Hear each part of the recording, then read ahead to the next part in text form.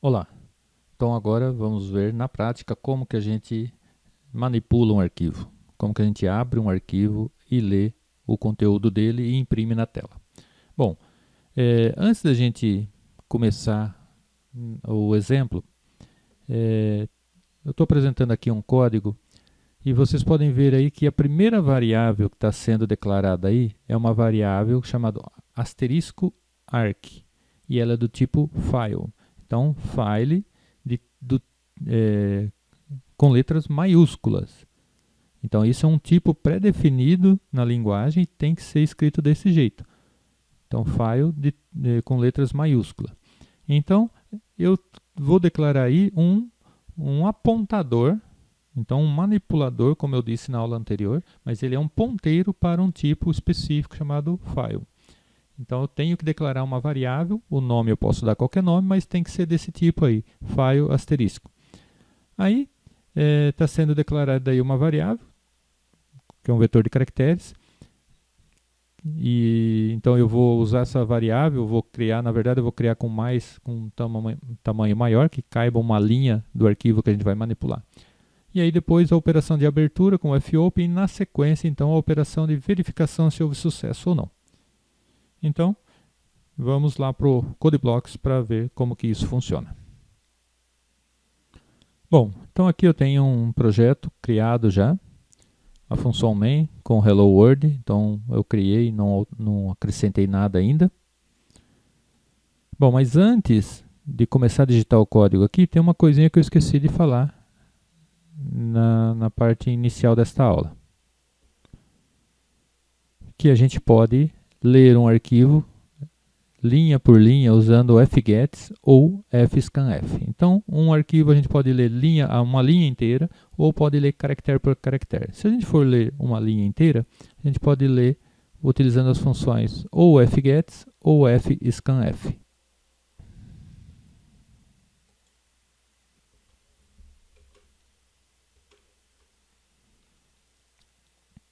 Bom, então aqui eu vou agora tenta abrir o arquivo. Então esse é o código. Eu vou tentar abrir o arquivo chamado arquitexto.txt no modo leitura e é no modo texto. Então, para leitura no modo texto. Bom, então esse é o bloco de códigos que vai verificar. Se essa variável for igual a null é porque falhou, não conseguiu abrir. Então eu vou exibir uma mensagem e terminar o programa, né? Então agora aqui na parte de baixo eu vou colocar o código necessário para acessar, para ler linha por linha do nosso arquivo. Bom, então esse é o código.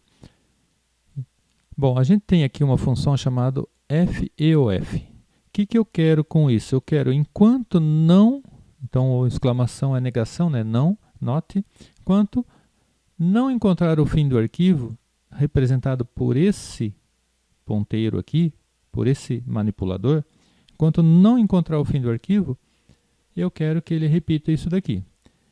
Então, o que ele vai fazer? Ele vai ler uma linha, fgets, vai colocar nessa variável, que é o que a gente declarou aqui, ó, linha, e vai ler quantos caracteres? 256, que é o tamanho aqui da variável. E aí, de onde ele vai ler? Dessa variável aqui, desse arquivo. Então o fgets lê até 256 caracteres ou até encontrar o /n. Então, se a linha tiver menos que 256, ele vai encontrar um enter naquela linha e vai parar de ler.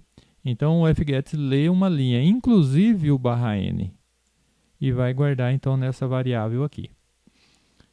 Bom, aqui eu vou colocar 255, aliás. Por quê? Porque a gente precisa reservar um espaço para o terminador de string, né? Bom, essa variável aqui, ela vai conter o resultado, se ele conseguiu ler ou não. Então eu vou declarar ela aqui, ó, int result, eu vou colocar igual a 0. Mas não era obrigatório, por quê? Porque ele vai receber um valor aqui. Então, depois de tentar ler, eu vou testar se essa variável for verdadeira. Então, eu vou imprimir a linha.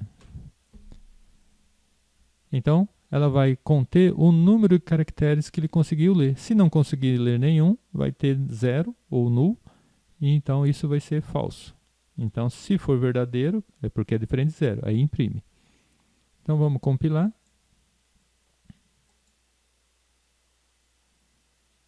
Aqui ele deve estar reclamando por causa do fgets, que eu não coloquei o include necessário lá no início.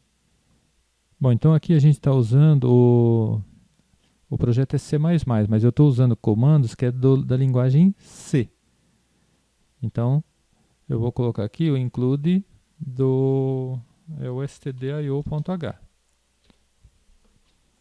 Então, isso pode ser usado num compilador C++ também, mas aí a gente tem que colocar a biblioteca que era da linguagem C. Só que esse programa continua sendo C++, mas ele está compilando o arquivo que também compilaria num compilador C apenas.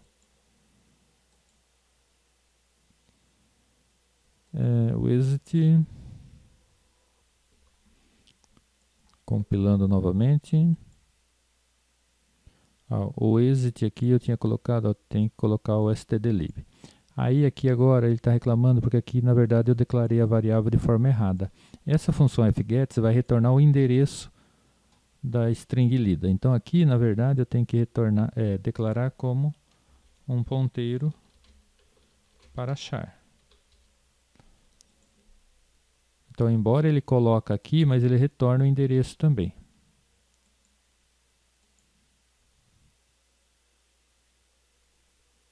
E aí eu vou executar. E aqui está, ó.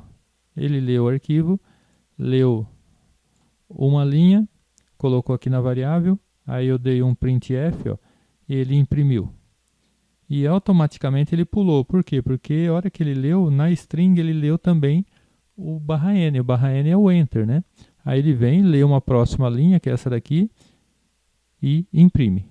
E aí então mostrou na tela exatamente como está lá no arquivo texto. Bom, então, para leitura é isso.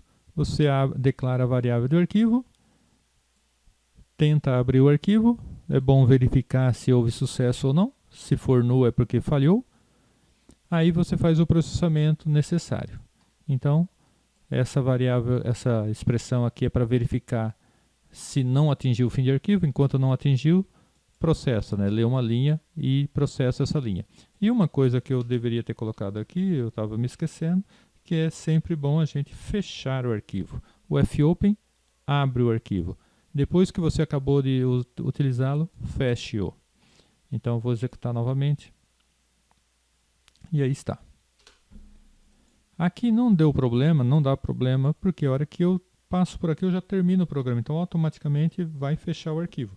Mas num processamento, num programa mais complicado, mais grande, você vai abrir o arquivo, ler, por exemplo, o que tiver que ler e já fecha. Por quê?